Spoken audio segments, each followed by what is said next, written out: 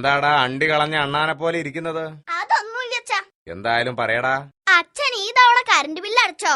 Current bill ഞാനതങ്ങ് മറന്നു. ദൈവമേ, ഇന്നാ ലാസ്റ്റ് ഡേറ്റ്. ഈ അച്ഛനെ നാണം കെടുത്തിയേ അടങ്ങുന്നുണ്ടോ? നാണം കെടാൻ ഒന്നും സംഭവിച്ചില്ലല്ലോടാ. KSEB ആള് വന്ന് ഫ്യൂസ് ഊരി കൊണ്ടുപോയാലല്ലേ നാണം കെടേണ്ട ആവശ്യമുള്ളൂ. നാട്ടുകാര് മുഴുവൻ അറിഞ്ഞു കഴിഞ്ഞു. ഇനിയിപ്പൊ ഫ്യൂസ് കൂടെ ഊരിയ പൂർത്തിയാവും. നാട്ടുകാര് മുഴുവൻ അറിഞ്ഞെന്നോ? അതെങ്ങനെ? ആരാടാ നിന്നോട് പറഞ്ഞത് ഞാൻ കറണ്ട് ബില്ല് അടച്ചിട്ടില്ലാന്ന്? ഇനിയിപ്പൊ ആരും അറിയാൻ ബാക്കിയില്ല. മൊബൈൽ കമ്പനിക്കാര് വരെ അറിഞ്ഞു. മൊബൈല് കമ്പനിക്കാരോ? നീ എന്തൊക്കെയാണടാ ഈ പറയുന്നത്? അച്ഛനാ മൊബൈലിലൊന്ന് വിളിച്ചു നോക്കിയേ.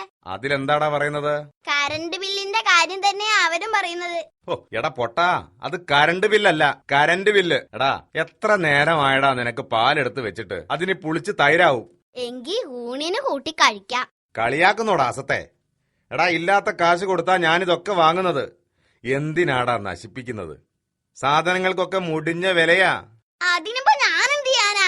ഇപ്പൊ 500 രൂപയായിട്ട് ഒരു കടയിൽ കയറിയാലേ കുറച്ച് സാധനങ്ങൾ വാങ്ങുമ്പോഴേക്ക് ആ കാശ് തീരും. പണ്ടൊക്കെ 100 രൂപയായിട്ട് കടയിൽ കയറിയാലേ വീട്ടിലേക്ക് ആവശ്യമുള്ളതൊക്കെ കൊണ്ടുവരാമായിരുന്നു. അത് എന്തുകൊണ്ടാണെന്ന് എനിക്ക് അറിയാലോ. എനിക്ക് പറയടാ.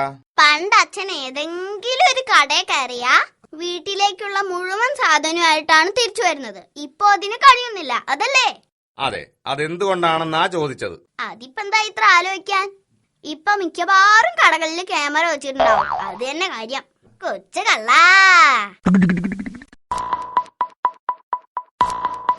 എടാ ടിൻഡു, നീ എന്തിനാടാ ഇന്നലെ ഞാനിത് വഴി പോയപ്പോ കല്ലെടുത്തെറിഞ്ഞത്?